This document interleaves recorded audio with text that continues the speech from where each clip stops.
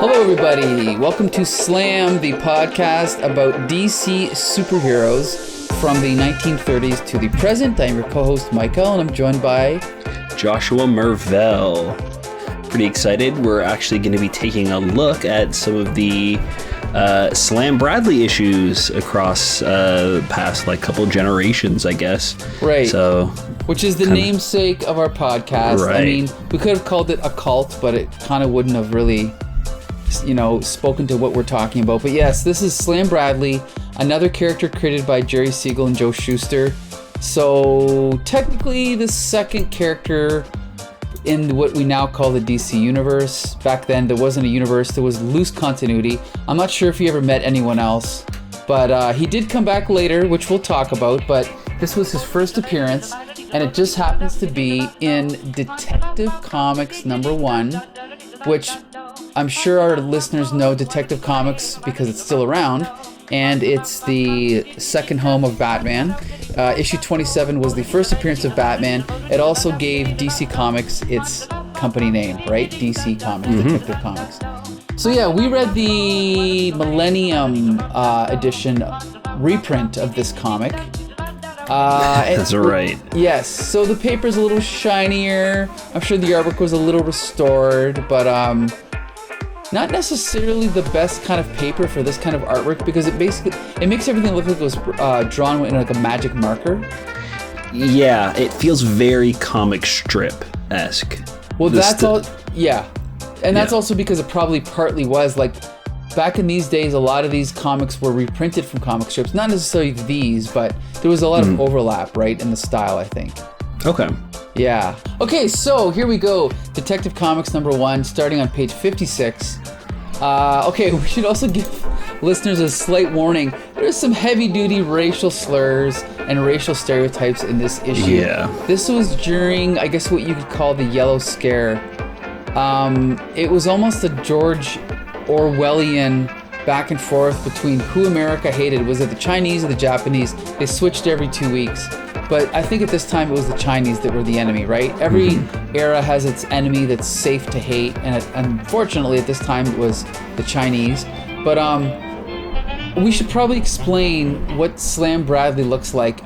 If you've ever read any classic Jerry Siegel and Joe Shuster comics, he looks pretty much exactly like Superman, except in street clothes, right? Like, it looks like he's wearing either a pair of blue jeans or slacks on the splash page here, and he's got a sleeveless, I don't know if that's like an undershirt, but it's sleeveless. I think it originally had sleeves. It looks like a button-up that was ripped from some fight he was in. Okay. Because he's looking a little tattered. Right. And and we'll talk about this later. He kind of becomes like a Sam Spade type character, but I think at this point, if I can, I'm not an expert on detective fiction or film noir, but I believe he's supposed to be more like a Mickey Spillane. Was it Mike Hammer? I can't remember his name. Mike, are you familiar with Mickey Spillane? No. He was like a writer in the 1950s or 40s, but he famously created a character called, and I'm googling it right now. Yes, it's Mike Hammer, who's kind of been around forever. He's been adapted a bunch of times, but there's never really been like a big, super successful series of adaptations like, say, James Bond. But he's a character that's been around forever, and I read Eye of the Jury, the first novel, and it's excellent. So I think this character, Slam Bradley, is a little bit more like that. More of just like a bruiser. Not like a clever type detective, more just like a guy that'll just walk in and just start punching heads, busting heads. So anyway, this is like you said earlier, it's more like a comic strip. Comic strips kind of tend to jump right into the middle of the action because, if you've only got a few panels or a page to tell a story, you kind of have to jump in right away. So this story opens up with a bunch of cops smashing in a doorway, and Slam Bradley, our hero, is already beating the shit out of a bunch of, they're Chinamen. I mean, that's not an offensive term, is it? I hope not. But anyway, they are Chinese. It's borderline. Yeah, I don't think it's a great term, but... Well, it's like saying Englishman, right? It's the same thing. Irishman. Chinaman? Is it the True. same thing? Yeah, it's true. I'm not sure, to be honest, if it is or not. I guess maybe I should look that up. Well, anyway, I'm just going to continue. Yeah.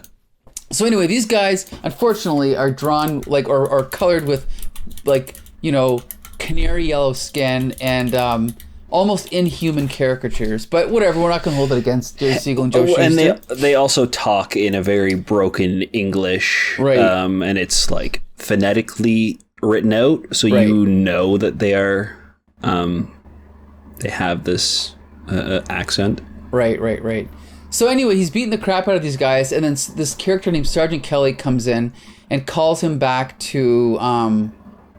He wants him to come and speak to this guy, Captain Frawley. He says, Captain Frawley sent us to get you. He needs you on a case. So he goes back to police headquarters, and it's pretty cool because right away we meet the full supporting cast. We meet this sort of Lois Lane-esque looking woman in a red dress named. What is her name here?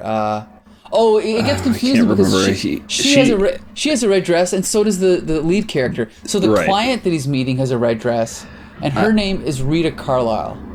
Right. I believe they just call the other woman the phone lady or something like that. Like, they literally call her, like, the phone lass or something.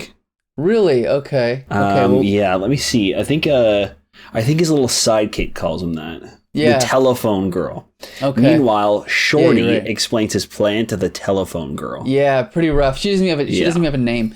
But so Slam Bradley and the telephone girl are kind of bantering back and forth, and this other supporting character named Shorty, who looks like 3 foot Wimpy? Yeah, from Popeye, yeah. Yeah. He's like 3 feet tall. He's got like a green suit on and kind of, I don't know what you'd call that hat. It's not quite a derby hat, but I'm not sure. It's almost like a detective. Yeah, I'm not even sure. Like Sherlock Holmes or something. Yeah. So anyway, the telephone girl asks Slam Bradley to guard his dog.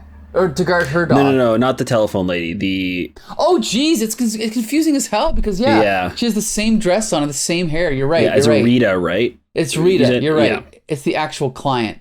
Wow, that threw me off. Okay, so it was really confusing reading it at first. Yeah. So she asks Slam Bradley to watch her dog. He gets pissed because he's like, "This is what I was called back here for." And then we find out that he's not actually a cop. He's a freelancer. Mm-hmm. He's a department freelancer for the police. So then Rita Carlisle leaves, and then Slam gets the idea because Shorty is always bugging him to let him hang out with him. So he's like, "Oh, you know what? I've got an assignment for you." So he sends Shorty to go and watch her dog. And so we see like a little joke. It's almost like the end of a comic strip where at the very last panel we see that he's stuck watching this little dog. And that's kind of like the end of the gag. But actually it continues. But again, I got to give credit because Jerry Siegel actually does know how to write dialogue, I think. And if you were to compare this comic strip or comic book to, say, All-Star Squadron by Roy Thomas, those comics are a struggle to get through. Whereas at least with this, Jerry Siegel understands how to use the page. He knows how to pace it out. It's a nice breezy read. I'm not saying it's a masterpiece, but at least you can read it, right? And you can follow what's going on. It's not a struggle. So anyway, Shorty is watching this dog. He goes with Rita Carlisle and she wants to go shopping. So she goes in and leaves him with the dog. And then, so I guess she's been in there for an hour. So he's going to go in and he goes into this store and he's looking for Rita Carlisle, but the owner of the shop claims that she's not in there. And so he's like, so then he goes back and he calls Slam Bradley and he's like, well, she's disappeared. And Slam Bradley's all pissed off. So then he shows up to find out what's going on. And he just walks in and starts smashing things. He grabs one guy, shoves him up against the wall, and then pushes the guy through like a curtain that's kind of like like an entrance to another room. And when the guy goes through, he gets stabbed in the back with a sword. And Slam Bradley says that he knew that was going to happen, and that's why he pushed him through first, because if there was a trap waiting, he wants this guy to get it, not him, right? Right. So then we cut to outside, and Rita Carlisle's dog jumps out of the car and runs in, to kind of look for her. We cut now again. The artwork is actually pretty effective, I find, but some of the storytelling is a little confusing because, like, when the dog's running, we're not sure, is the dog outside? Is it inside? Is it in front of a mountain? Like, it's very sketchy. But when we cut back to inside, Slam Bradley and Shorty, even though they're only at the back of a shop or maybe in a basement, suddenly they find themselves at the edge of this gigantic like pit or something. Pit. Yeah, it's like not gigantic, but it's like a 20-foot radius, but apparently it's like bottomless. It's ridiculous, but that's okay. And so so now the dog's there, they're all there, and then all of a sudden they see this giant red dragon, and so Shorty is scared of the dragon, but then Slam points out, oh, it's actually just a painting, don't be scared or whatever. So then painted with glow-in-the-dark luminescent paint, right, which is important for later. Yeah, good point. So it's a luminous painting. So then they decide to hide on kind of like the rafters of like the little ceiling here. Meanwhile, one of the other guys comes through carrying a sword, and Slam Bradley pours a little bit of luminous paint on the back of this guy, and he's like, now we can follow him through the dark because he knows where he's going, right? So we'll avoid all the pitfalls that laid for us, right? So he's a smart cat, this Slam Bradley. And so, we see them walking through and like a rock falls and they manage to avoid it, whatever, which is kind of cool. So then Slam Bradley gets this other idea to paint Shorty with this luminous paint, and then he scares these Chinese guys and makes them think that he's a ghost, so they all run away. And so then they they make their way back into the store, and they come across another Chinese man that's been drugged, and so I guess he's asleep. So they decide to steal his clothes. So Slam does. So he puts his clothes on, and then they're in this gigantic storefront that apparently goes on for miles. And so they're walking through, and they come across Rita Carlisle, who's now tied up. And in the middle of like a circus tent. Yeah, now it's like this. It's so like weird. Gigantic, like tent. You're right. And so he swings down. We get another racial slur coming, you yellow rats. So he swings down. There's like maybe 6 guys here. He comes in and starts beating them all up. He punches the guy. And again, if you've ever read Action Comics #1, there's a lot of very similar panel layouts from the first Superman story, which I think is kind of interesting. So he goes in and he's like swinging around, knocking them down left and right. Shorty gets in there and helps him out a little bit, knocks out one of the guys. Actually, that's in a different part. He's like in like a different room. So then he takes the luminous paint. What does he do with it this time? This is like goop or something that he puts. Oh, this is right. Yes. He pours some tar he finds in the storeroom upon a footprint on the floor in an attempt to emulate the feats of G-men. Right. So anyway, now we cut back over to Slam Bradley. He's rescued Rita. All the guys are knocked out. One of them's running away. So then he goes out, and now we see that Shorty's plan kind of hasn't worked because now the Chinese guy is stuck in the tar, but so is Shorty. So then once Slam, joins back up with them, it's like everything's okay. Slam has saved the day. Rita's saved. She's all happy. Rita embraces Slam, gives him a kiss. And then Shorty's like, hey, Slam, I thought you said we share everything. And you see he's kind of jumping up to get a kiss as well, but Slam's like holding him down. Disgusting. And so then we cut over. So now it's like several days later, and I guess this is Rita, but now she's in an orange dress. And she's like, now that our sweet-tempered Chinese friend is jailed for abduction and seeking to secure my signature for his purposes, I'd like to see more of you. And Slam says, sorry, Rita, Shorty and I love trouble, but not women trouble. See you again, maybe. Now, we skipped over some details of why they kidnapped her, but it's not really important. But that's pretty much the story, Pretty typical adventure, fiction from the day, whatever you want to call it. But so what was your impression of the first appearance of Slam Bradley? Oh, it was a tough read. Just with all of the kind of like inappropriate messages. Some of the dialogue was like definitely of its time. You could tell Right. The depictions of the Chinese men are horrible, like horribly offensive. I think at one point he even grabs one of them by the ponytail and like threatens to cut it off and is like making fun of him because of his religion.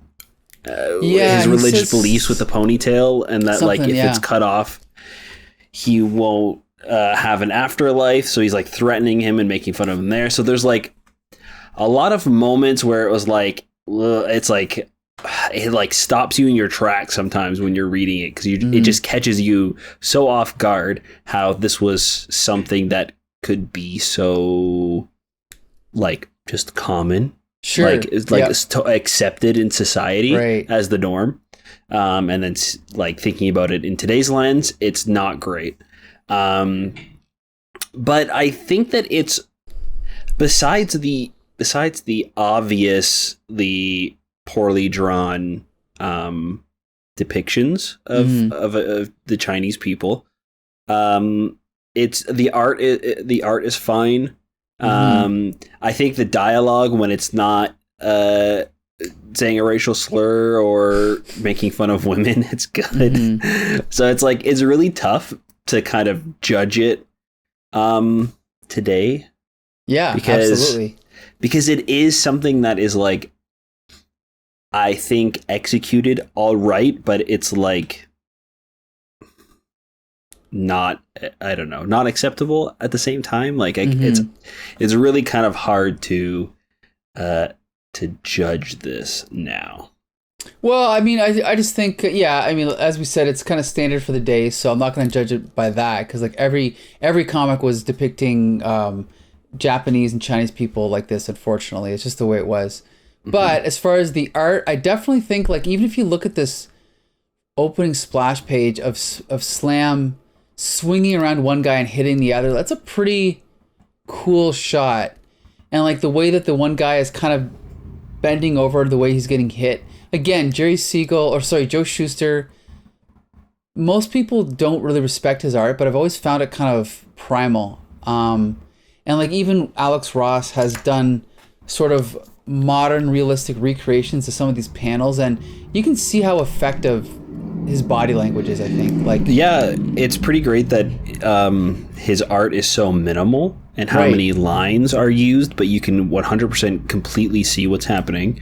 Yeah. The anatomy is spot on. Yeah. The characters don't feel different from panel to panel. Like, Slam looks the same throughout the entire comic. Same with Rita and Shorty. But it would have been nice maybe to get two different women in this instead of the same woman copy and pasted. Right. I don't know if maybe that was just like something that changed in production or something, and it was originally supposed to be, or maybe it's just like a coloring error or something. Right. Because that's just a really stupid choice. But yes, right. Sorry, go ahead. We do see her later, like you said, in the orange dress in the very last panel. I don't know why it couldn't have just been an orange dress the whole time, and then maybe at the end she changes into a red dress or something in the last panel if you need her to be in a different set of clothes. Right. So yeah, I mean, now here's the thing. As far as a character, again, I don't know where I just had it open. Where did it go? Mickey Spillane. Oh no, hold on. Let me bring it up again. I don't know who came first. And again, this is going back a long time, and I'm not an expert on this time period, but there was a lot of these types of characters kind of floating around. But like I, the Jury was published in 1947, so it was actually much after this, and so there was probably just an earlier archetype for this type of character. But again, this was before superheroes. There was pulps everywhere. There was these types of characters, Private Eyes or whatever you want to call them. But he's kind of in that mold, and I think he's a lot of fun. It's almost like a modern Western type of, or modern, I guess, for the time, where it's kind of like this lone cowboy who's not really part of the the department. He's gonna be doing things on his own and by his own accord. Right. He's somebody tries to rope him into a situation and he declines, and then through circumstance he's kind of roped back in and has to save the day at the end. 100%. So I can see why this type of story and character is appealing. I don't think Slam Bradley himself is like an interesting character on his own. I think that his situations that he's in and the side characters, I think, make this more interesting than just him. He definitely, to me, feels more of like a blank slate type of cop character. Right. You don't really... He's just kind of like this tough guy that doesn't really want to do anything, Right. But yeah, and so I don't know. I don't think I'm going to like give this a rating or a recommendation. I don't think I wouldn't recommend anybody read this for other than for historical purposes and to kind of see the origin. I don't think this is a story that anybody needs to see or read today. It's interesting as a historical thing to kind of see some of the origins of comic books and these characters and where they started and how far we've come with writing these types of stories. But yeah, I don't know. I think I'm gonna like not recommend do like a recommendation type thing for this. So well, I recommend it because I do like Jerry Siegel and Joe Shuster, and especially since this is older than Superman, I do find it pretty entertaining. So I am going to recommend it more than just historical basis. But that being said, you know this character is not particularly, I guess, memorable, you could say. No. But the character did last until, let me just see here, Detective Comics number 151 in September 1949. Now, I'm looking through the issue right now, and a lot has changed. So this is, hold on a sec here. I believe at this point it was a different writer and penciler. His name was Howard Sherman. And I can tell you, if you have access to Detective number 151, it's much more sophisticated art. Okay. I'm looking at this and it makes me want to read it, you know? Again, if we were to ever do a Slam Bradley part 2, we could maybe cover this issue. But it's pretty interesting to see how drastically different this Slam Bradley is from the one we just read. But anyway, what ended up happening was, so Slam Bradley disappears, just like many, many Golden Age characters. Like there's probably 1,000 Golden Age characters we've never heard of because they disappeared for so long, right? So Slam Bradley disappears in 1949 and does not appear again until Detective Comics 500, which is, wait, help me out with the date here. Where is it? 1937. No. That's. Oh, sorry. That's the okay. Yeah, this is. Wait, I've got it open right March. Here. This is Detective 500, and this is 1981. Okay. Perfect. So he disappeared for all those years. So like from 49 to 81. And then because Detective Comics had reached its 500th issue, they decided to bring the character back in a story here. And would you, Josh, like to do the honors and tell everybody what happens in this story? So and this again, is, and we should point out, this is Batman on the cover, but this is one of many short stories in this issue. Right. So this story that we're going to be talking about from this comic is Slam Bradley, the Too Many Cooks Caper. It's an interesting one. We see Slam Bradley as he's at this like gala conference type thing. He's listening to Archie Evergreen. And he is like celebrating his 20th year being a detective. And now he's finally going to be an inspector. Or something like that. There's like a big thing happening to celebrate this guy. And as he's giving this speech, he is shot in the back. And Slam Bradley runs up to the stage and embraces him. And with his dying words, he says, "It was Dominion, Victor Dominion. I've been trying to nail him for months now, but it looks like he nailed me." So he dies, and everybody in this room kind of rushes over to the window that was behind him, and they see the bullet hole in the glass, and they look out and they see that it's like it's overlooking the river, and the nearest like high ground where anybody could stand and shoot is miles away. So they are trying to figure out how this is possible. So after all that happens, we are introduced to a bunch of characters. A bunch of cops show up. I don't know why they weren't already there at the gala thing. But anyways, we're introduced to a bunch of the people that were at this event.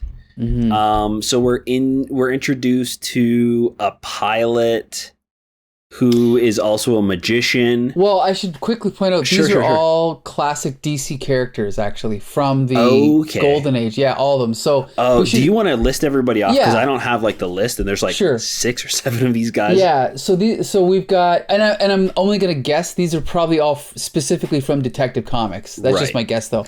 But the first one we meet is Captain Compass. Okay. The second one we meet is Jason Bard.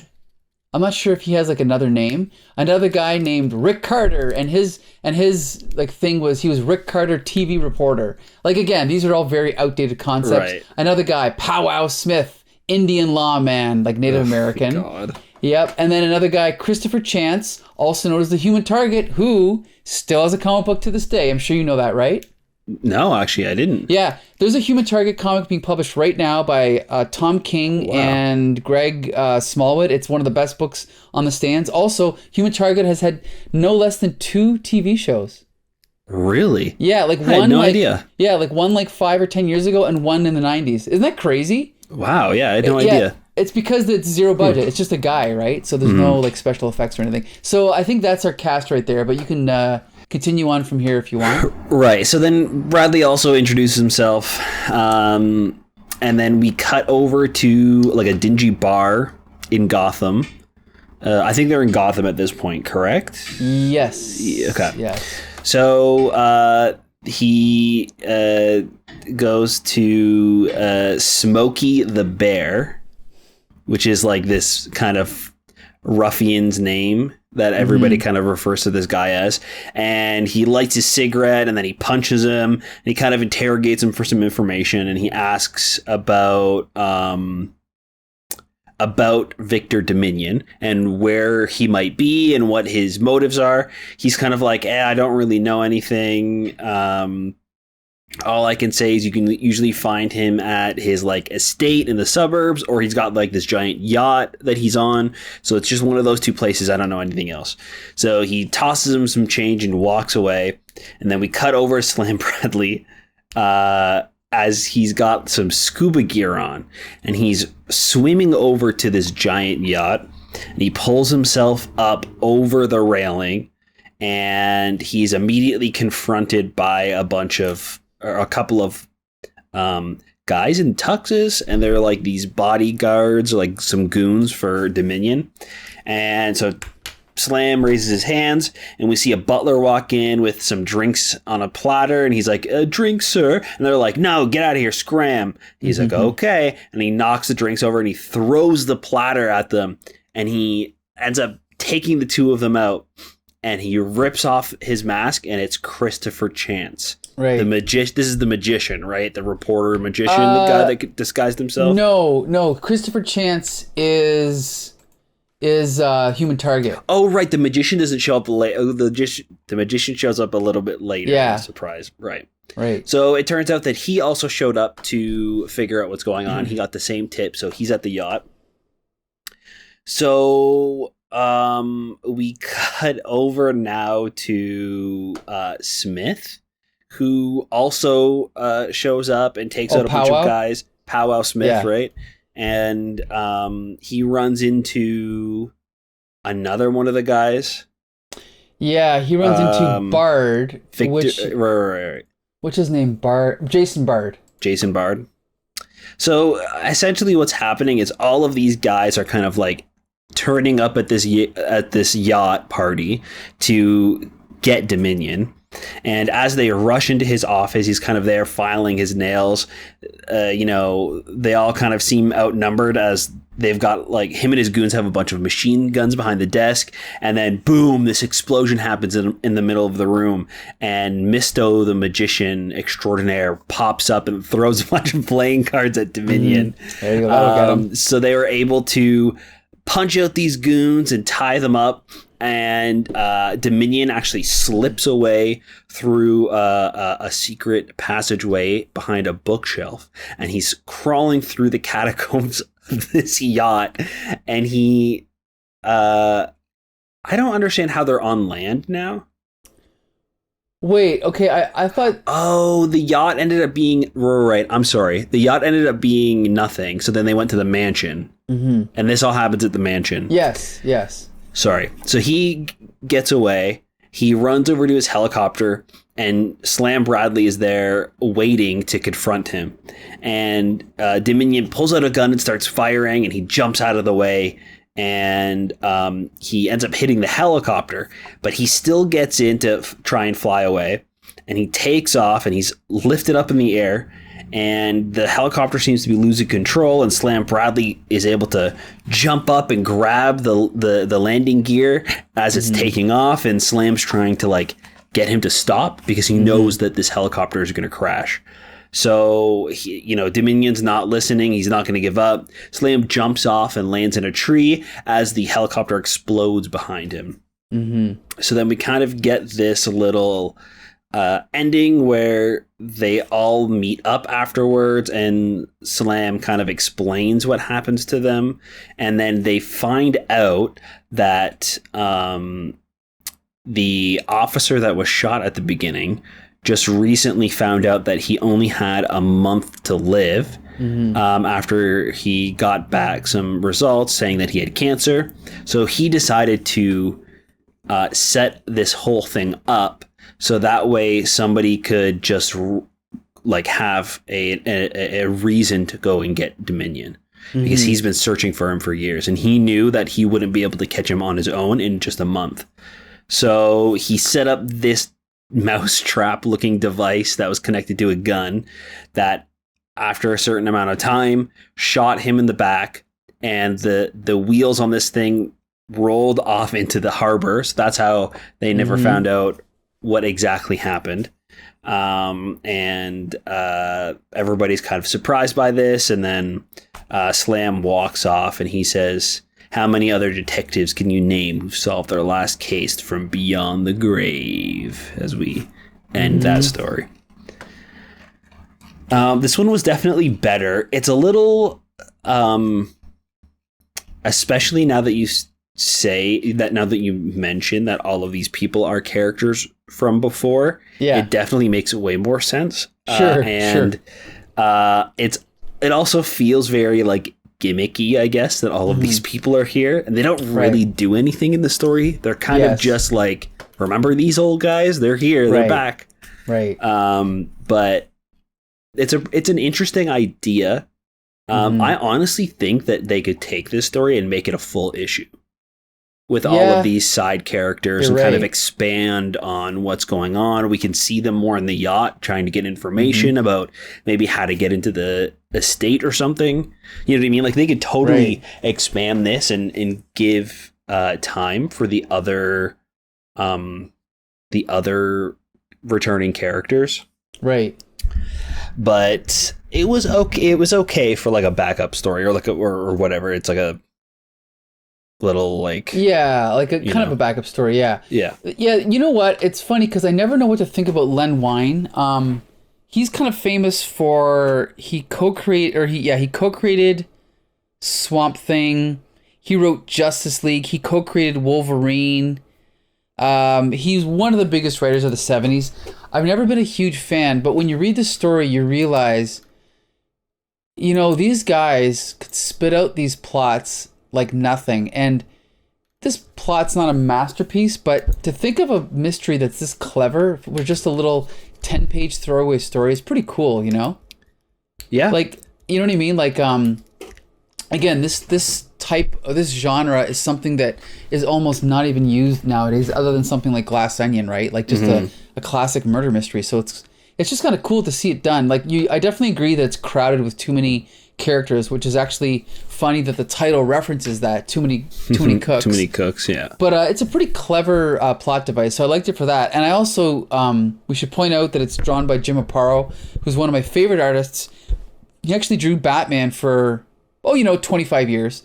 From about 1969 to about the mid-90s, he was the artist on Brave and the Bold.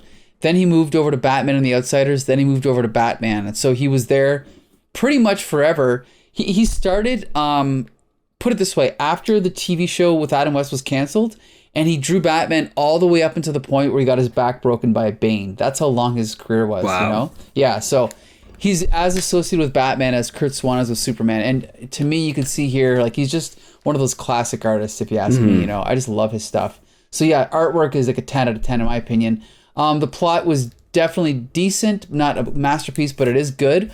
And again, this is kind of like the one of the things I love about older comics is there's so much plot packed into so little space. It just makes it more of a satisfying read, I find. Yeah. So this is definitely something I'd recommend for someone to read with the understanding it's a little bit dated, but it's still fun, like it's a nice, fun Bronze Age comic book, right?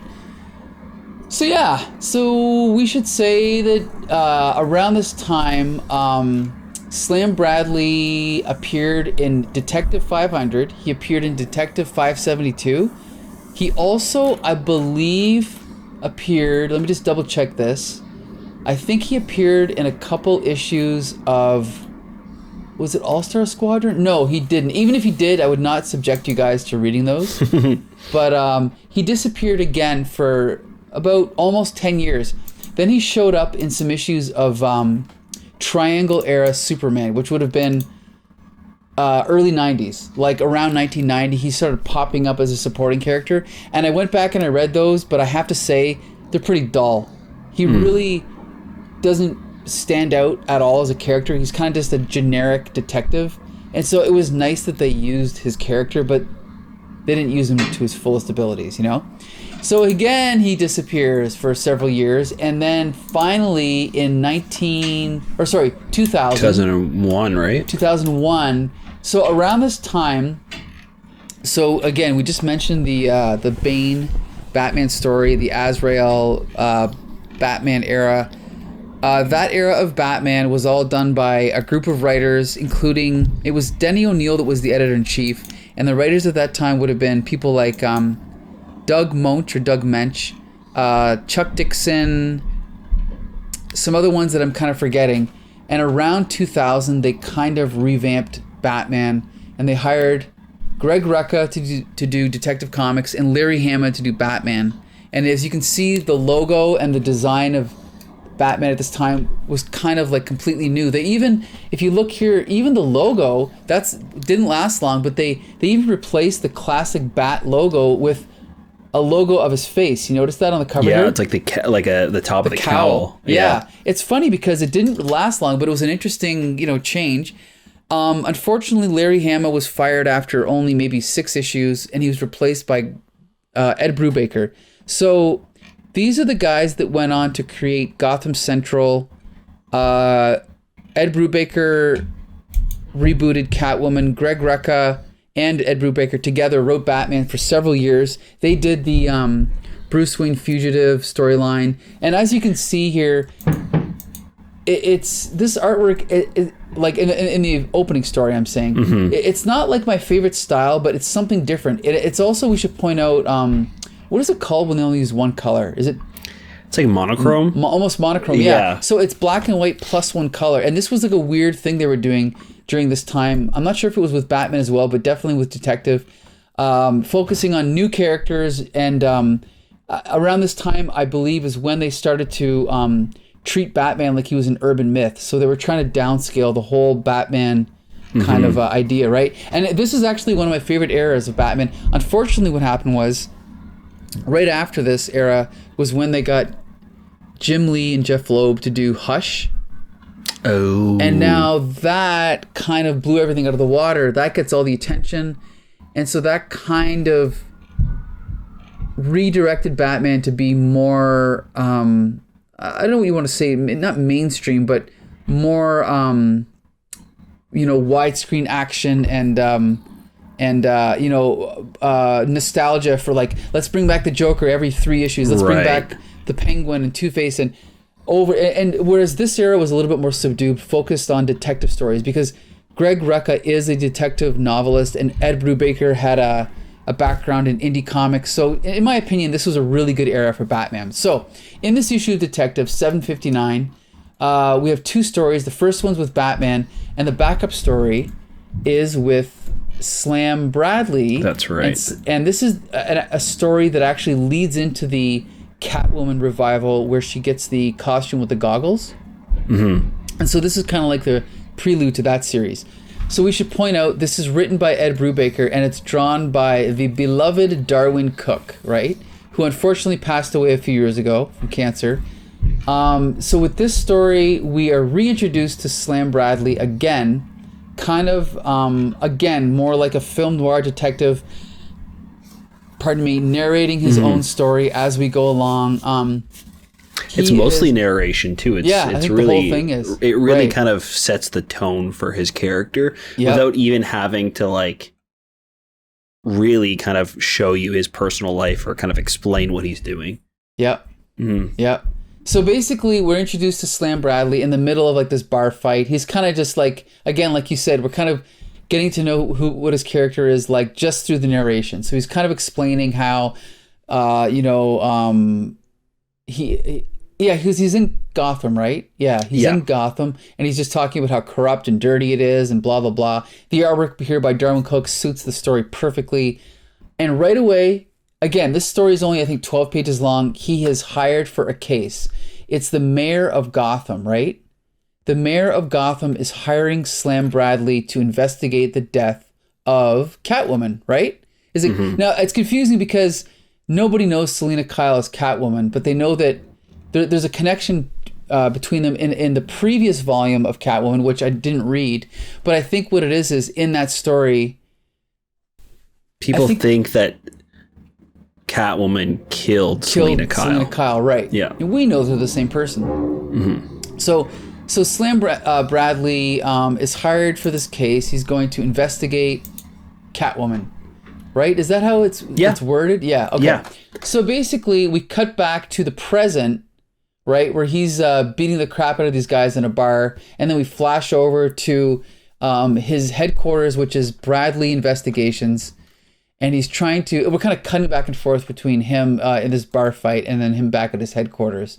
And he's trying to find out information. It looks like he goes to get some information from this guy named Leonard Swifty Burgess. He can't get anything out of him.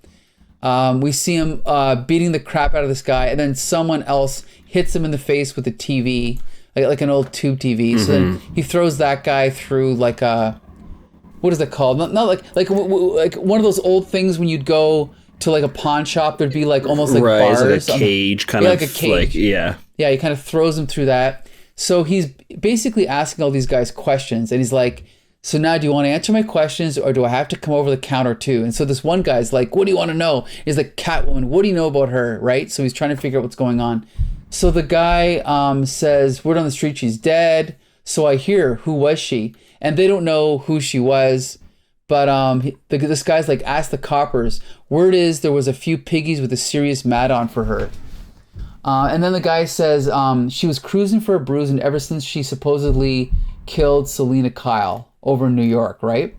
So then he's like, all right, Swifty, let's see if the cops agree with you on that. And next time, try letting me finish a sentence you might save yourself some repair bills. And that's pretty much it. So then he walks away, and as he's walking away, he's narrating. He's like, a lot of trouble, but at least I got my lead. I knew it had to be here somewhere. Of course, who knew I'd have to dig into the life of one dead woman to try and find another. But right now, Selena Kyle is all I've got. I just hope she leads me somewhere. That's it. He's out on the street now. He's on to the next thing.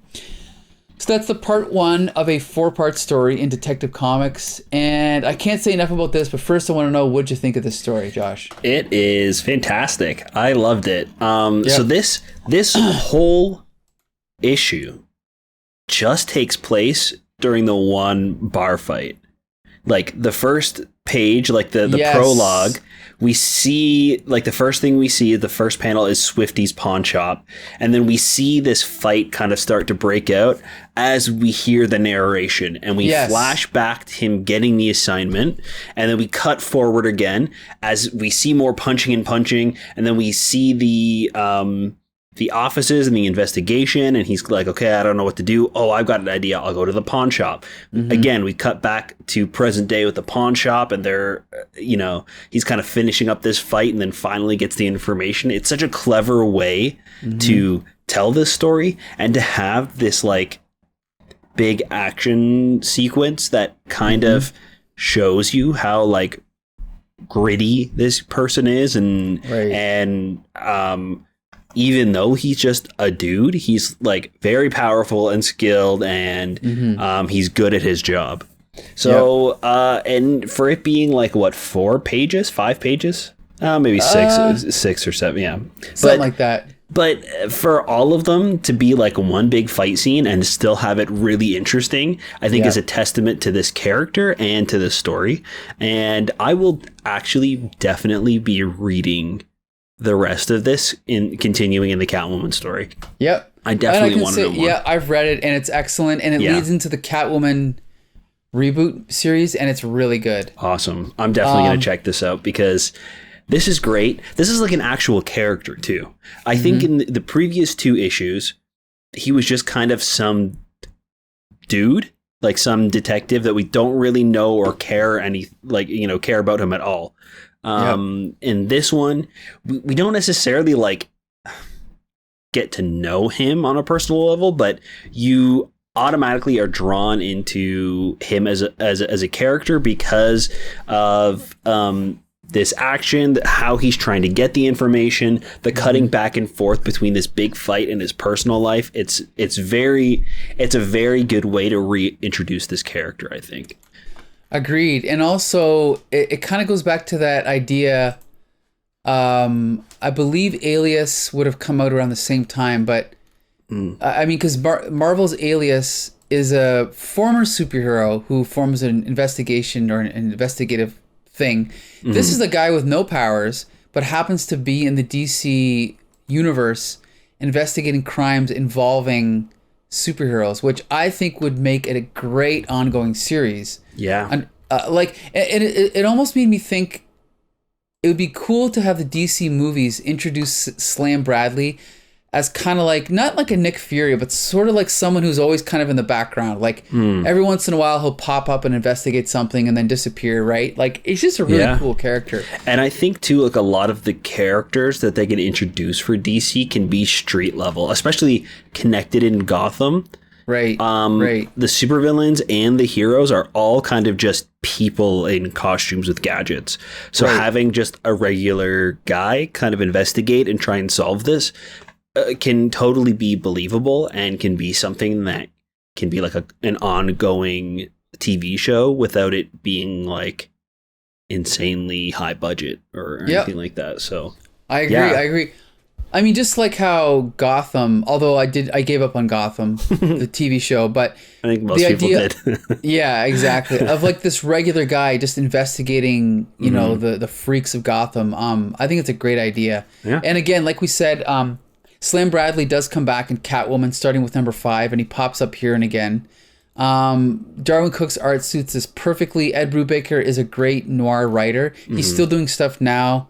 With I think Sean Phillips, you know, they're still around. So definitely check that stuff out. But again, this is kind of a forgotten era of Batman before Jim Lee did Hush. This is one of my favorite eras of Batman. It's very low key, low stakes. Like you just said, street level characters. They're not into the crossovers and all that stuff around this time. So I really like this era. And yes, I'm glad it's Slam Bradley. Like, they could have been anyone. They could have invented a new character, but it's nice that they brought back Slam Bradley from Detective #1 to do this kind of story with. So yeah, I definitely recommend this, and I assume you do as well, right? Yes, yeah, for sure. I would recommend this. I would actually go out of my way, I think, to recommend this to somebody who's interested in this like noir stories. And I actually did read the Batman story before this. Okay. From the same comic, and I would recommend that one as well. Like, I really love the art style, and the fact that Batman is being a detective again is like really interesting. So I might even go back and read this run of Batman. I have to say, I think you should. I think this whole era of Batman is a great era, and it all kind of, like, Batman and Detective tend to cross over, so you can just kind of read the whole run. It's really nice. And then, have you ever read Gotham Central? No. See, Ed Brubaker and Greg Rucka trade off, and they rotate on storylines. Oh, that's cool. It's also another good one. And then Ed Brubaker did Catwoman, which I recommend. So yeah, like I said, this whole era, early 2000s of Batman, is a really good time for Batman. So highly recommended. But this episode is about Slam Bradley. That pretty much brings us up to speed. Like I said, he still is around. He pops up once in a while, but I don't think he's been around as much as he was in this era. But it would be nice to see him brought back because he is DC's second recurring character. And he's the namesake for this podcast. That's right. Yeah, so there you go. Slam gets its name from Slam Bradley, created by Jerry Siegel and Joe Shuster. Definitely an interesting character. Again, no powers, just a regular private detective. And we'd like to see more of him. And again, one thing I like about this podcast is that it makes me, like, if I go into a comic shop and I see, I don't know, maybe I'll come across a random comic with Slam Bradley, and it makes me want to pick it up because I want to see what he is up to these days, you know? Mm-hmm. Yeah, for sure. So there you go. Yeah. Anything else to say about Slam Bradley? Yeah, I think his earlier runs maybe are a little less flattering for this character, but seeing the direction that they took him in more modern day comics definitely has me interested in this character, and I do want to see more of this character. And I'm probably, after we're done recording, gonna go read the rest of this storyline because it's fun. I like the character. There you go. Excellent. I already went ahead and read these, and they're great. So yeah, awesome. You're in for it for sure. So there you go. So that wraps up our Slam Bradley episode. We are trying to go in chronological order here for DC superheroes. So the next episode of Slam, we will finally get to superheroes. We're going to be talking about Superman himself. We're going to be comparing 3 or 4 different Superman origins from 1938, 1948, and 1951. So it's going to be a lot of fun. Yeah, be sure to join us. And then in between now and then, we're going to be doing our 3rd episode of Taped Crusaders with Champion Phillips as our guest. And we'll be reviewing the pilot episode of The Green Hornet. So be sure to join us for that. Yeah, it's going to be a lot of fun. Right. So there you go. And then one of these days, we'll launch our 3rd podcast, right?